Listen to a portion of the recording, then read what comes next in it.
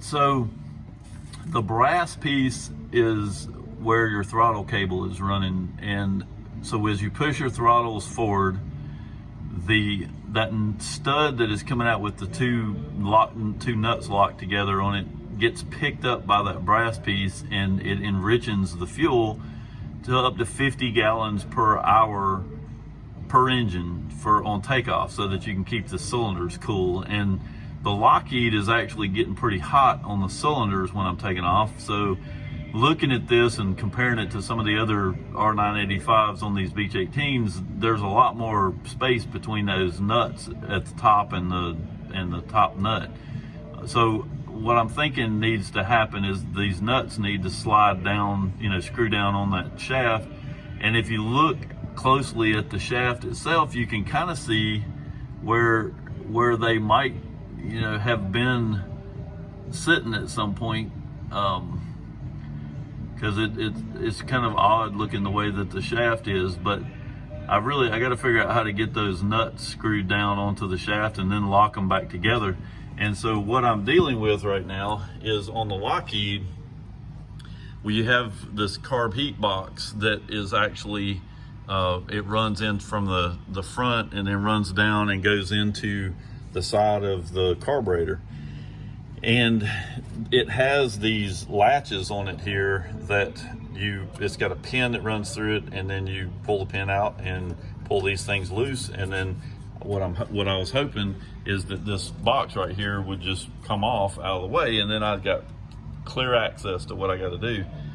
The problem is that right now this one is in here kind of funny, the way it got locked in there. So I'm having a hard time getting this one out.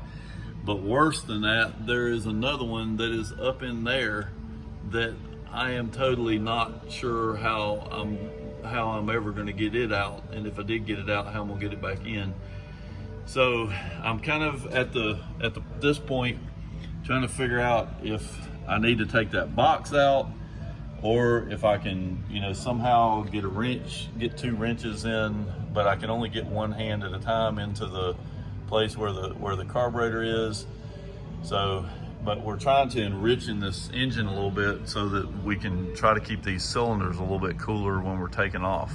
All right, so what I ended up doing here is I've got a wrench that I've bent and filed up, and I've got another one of these socket wrenches that have the little socket on the end.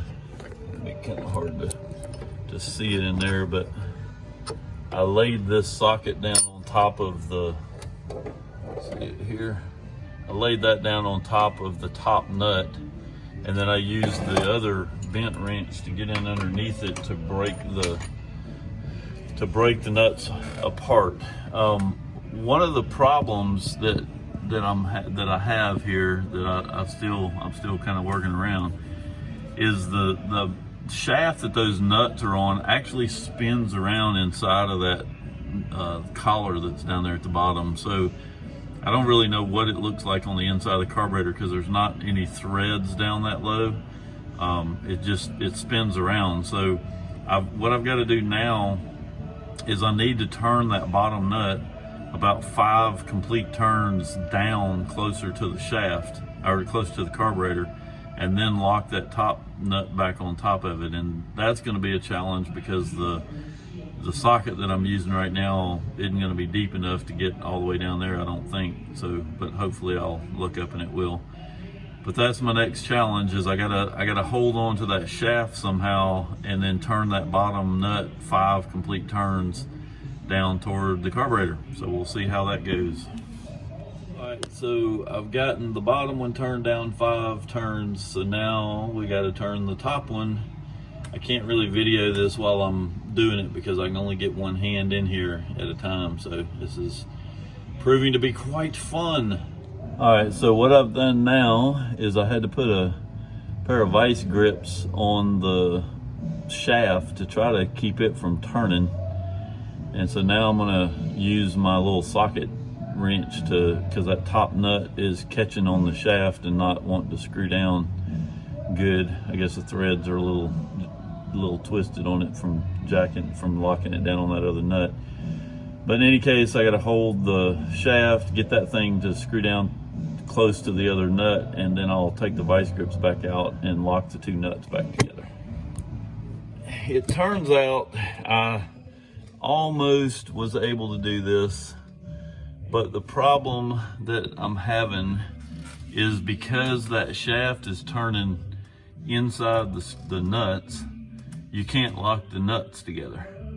So I have to hold the shaft so that it doesn't move, so that I can lock the two nuts together.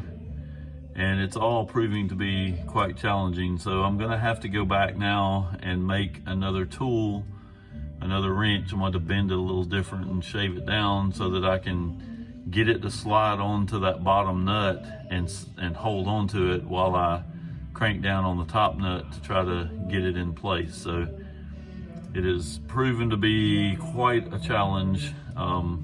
And I've done all this without taking out the intake pipe, so, or for the carburetor. So I still may end up having to do that, but so far I'm so close to getting this done that I'm hoping that I can finagle a little tool here to try to hold on to this.